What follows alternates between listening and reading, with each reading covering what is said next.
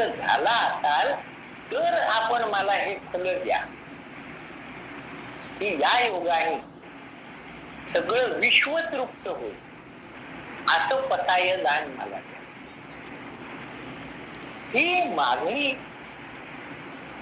ज्ञानेश्वर माऊलींसारखे संत करतात, फलाची अपेक्षाच काही नाही. हे की दान देगा देवा तुझा विसर न व्हावा.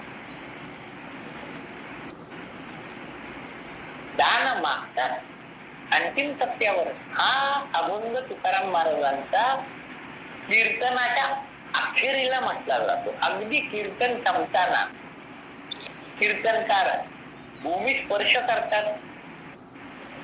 ज्या जागेवर उभं राहून कीर्तन केलं गेलं ते नारदाची गादी आहे. त्या गादीला वंदन करून मागणं मागितलं जातं की ह्याची दान देगा देवा तुझा विसर न व्हावा.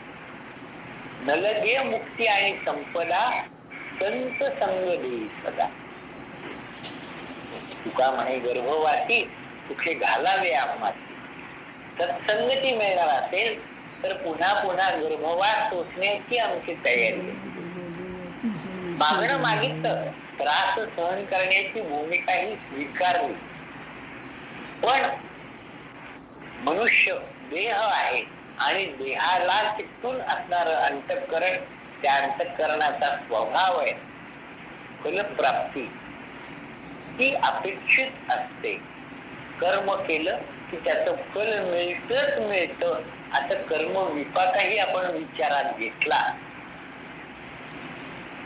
आणि कर्म केल्यामुळे जर फल प्राप्त होत असेल आणि त्यासाठी पुन्हा पुन्हा जन्म घ्यावा लागत असेल तर मग काय करावं मनुष्याने, असाही प्रश्न यातून एक उत्पन्न होतो.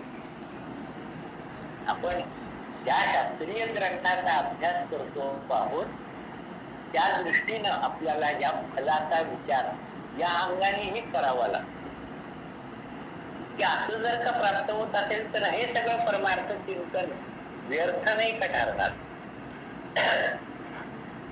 ही पुन्हा जर का जन्म प्राप्त होणारच असेल मग आपलं आमचं चालू आहे ना. आम्ही कसं मस्त आठवड्याला पिक्चर, महिन्यातून कुठेतरी ट्रिप, वर्षातून कुठेतरी परदेशात, आमचं कसं मस्त चाललंय.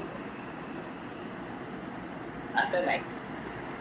यासाठी या ग्रंथामध्ये अगदी योग्य पद्धतीनं मार्गदर्शन केले. आपण जर का मनुष्य जन्माला आलोय तर मनुष्य जन्माचं सार्थक करून देण्याचा विचार या ग्रंथामध्ये आहे आणि त्यासाठी या ग्रंथामध्ये आवश्यक ती चर्चा आहे आणि त्याची लक्षणं, जी 6 लक्षणं आपण आता बोललो त्याचा विचार आपल्याला करायचा आहे. तो आपण आता उद्यापासून करूया. आता मी या ठिकाणी वाणीला विराम देतो. जय जय रघुवीर समर्थ.